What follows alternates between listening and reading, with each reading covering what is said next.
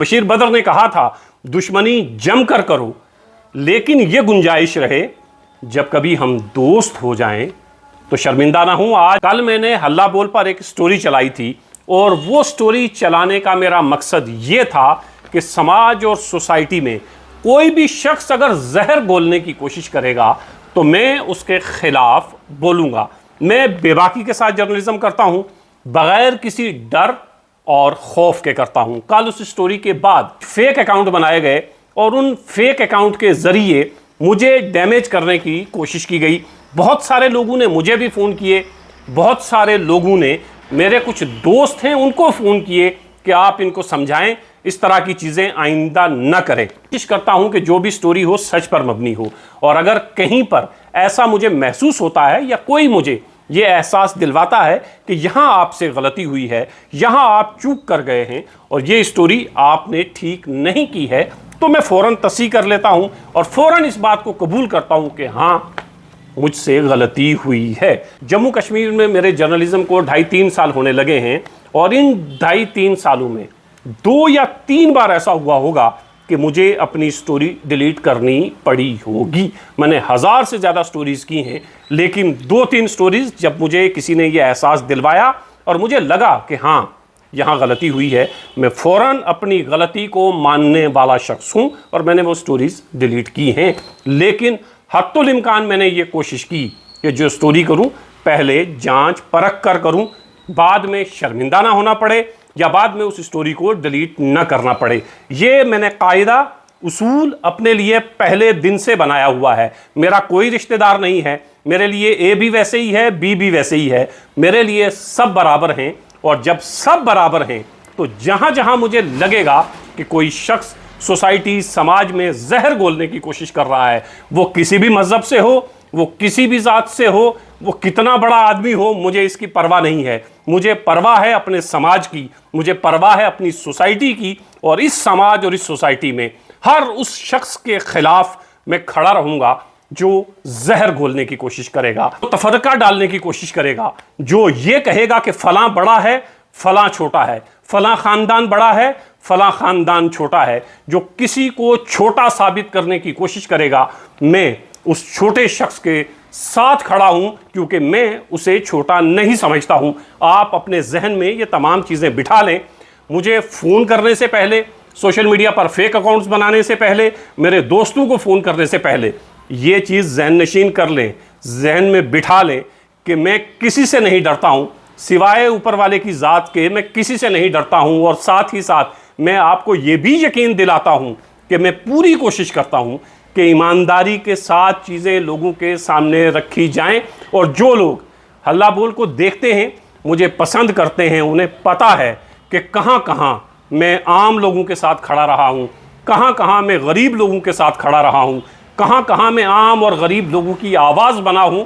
मुझे दोहराने की ज़रूरत नहीं है। हाँ, हो सकता है कि किसी बड़े शख्स की आवाज़ में नहीं बन पाया, हो सकता है कि किसी बड़े शख्स के लिए झूठा प्रोपेगेंडा में नहीं कर पाया, लेकिन मेरा मकसद आम लोगों की आवाज़ बनना है, गरीब लोगों की आवाज़ बनना है। सहाफ़त को 4th पिलर ऑफ डेमोक्रेसी कहा जाता है, और मैं ये समझता हूँ कि वाकई डेमोक्रेसी का 4था पिलर यही सहाफ़त है, और मैं उसकी पासदारी करने की कोशिश करता हूँ।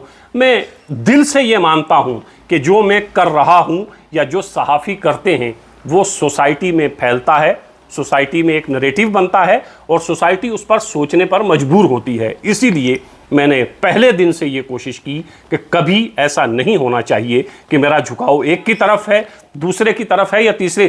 कई बार ऐसा होता है कि मैं बीजेपी की 2 या 3 स्टोरीज़ करता हूं तो लोग मुझे कहते हैं कि नहीं, ये तो बीजेपी के साथ है। अगले दिन कांग्रेस की स्टोरीज़ करता हूं तो कांग्रेस वाले, फिर बीजेपी वाले कहते हैं नहीं, ये तो कांग्रेस के साथ मिला हुआ है। और अगले दिन नेशनल कॉन्फ्रेंस, पीडीपी, ये सिलसिला चलता रहता है। और ये इल्ज़ाम लगाने वाले भक्त होते हैं, क्योंकि भक्तों को ये लगता है कि अगर बीजेपी की स्टोरी की, चूँकि ये भक्त हर पार्टी में मौजूद हैं, और ये भक्तों को ये लगता है कि अगर बीजेपी की स्टोरी की तो ये बीजेपी का बंदा हो गया, बाकी भक्त मेरे पीछे पड़ जाएंगे। कांग्रेस एनसी पीडीपी की तो इधर के भक्त पीछे पड़ जाएंगे। मैं भक्तों के लिए स्टोरी नहीं बनाता हूं, और बराए करम जो भक्त हैं वो मुझे न देखें।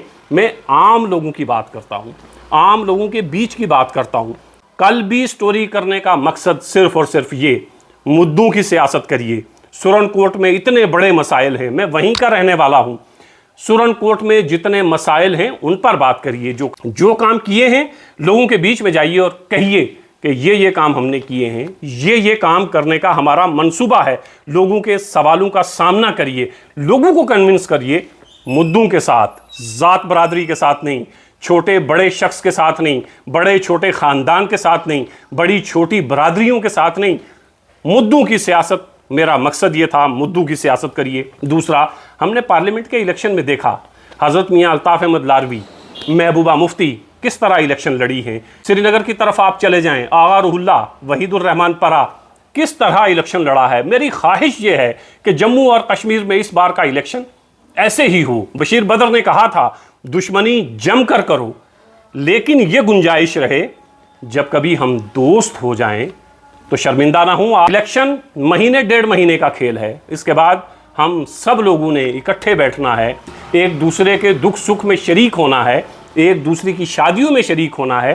तो वो जो बाकी लम्हात हैं, वो जो बाकी पल हैं, वो जो बाकी साल हैं, कुछ ऐसा आज न करें कि उन सालों में, उन पलों में, उन लम्हों में हमें शर्मिंदा होना पड़े। साइबर क्राइम से भी ये दरख्वास्त करूंगा कि आप भी ये देखिए कि किसके मोबाइल से, किसके लैपटॉप से ये फेक अकाउंट बन रहे हैं, रातों रात फेक अकाउंट्स बन रहे हैं और प्रोपेगेंडा किया जा रहा है। और मैं लोगों से भी ये दरख्वास्त करूंगा, आप भी इस चीज़ पर नज़र रखिए। किसी प्रोपेगेंडे में नहीं आना है, सिर्फ काम की बुनियाद पर वोट करिए, सिर्फ मुद्दों की बात सुनिए।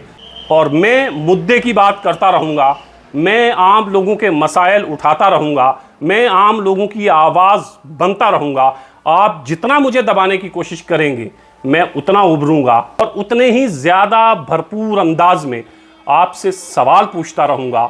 और आपकी ये कोशिशें कि आप समाज, सोसाइटी में जहर घोलें, उसके ख़िलाफ़ आवाज़ उठाता रहूँगा, क्योंकि मेरा काम आवाज़ उठाना है, मेरा काम लोगों की आवाज़ बनना है, मेरा काम लोगों तक सच और हकीकत को पहुंचाना है। और ये काम मैं बग़ैर किसी दबाव में आए करता रहूँगा। आप लाख कोशिशें कर लें, आपने माजी में भी कई बार कोशिशें करके देख ली हैं, मैं तब भी नहीं डरा था, मैं आज भी नहीं डरूँगा, मैं तब भी नहीं दबा था, मैं आज भी नहीं दबूँगा।